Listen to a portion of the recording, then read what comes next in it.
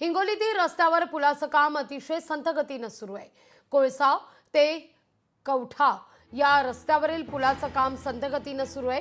नागरिक जीव धोक्यात घेऊन इथून प्रवास करतायत। पूल नसल्यानं नदीच्या पाण्यातूनच वाट काढावी लागते। या सगळ्याचा आढावा घेतला आपले प्रतिनिधी गजानन वाणी यांनी।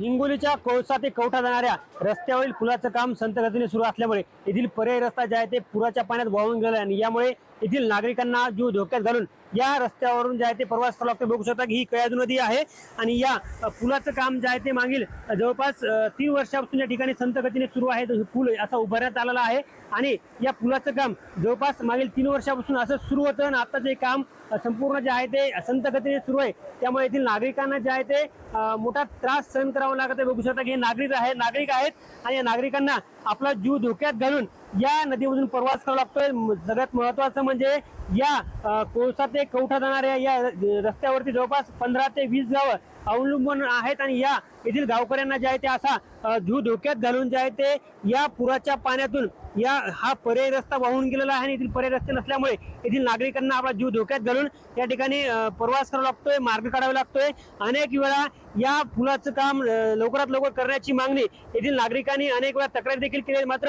अनेक वेळा तक्रारी करून देखील या ठिकाणी प्रशासन जे आहे ते दखल घेत नाही आणि यामुळे येथील नागरिकांना जे आहे ते आता अशा प्रकारे जे आहे त्याला जीव धोक्यात घालून प्रवास करावा लागतोय। ही परिस्थिती या गावची नाही तर अनेक गावामध्ये जे येथील नागरिक आहेत त्यांना जीव धोक्यात घालून प्रवास करावा लागतोय। आता तरी जे प्रशासन जागा होणार का, लवकरात लवकर हा पूल नागरिकांसाठी सुरू करणार का, हे पाहणं महत्त्वाचं आहे। कॅमेरामन राजेश सोबत गजानन वाणी, लोकशाही मराठी, हिंगोली। लोकशाही मराठी ऐका, पहा, जागरूक रहा।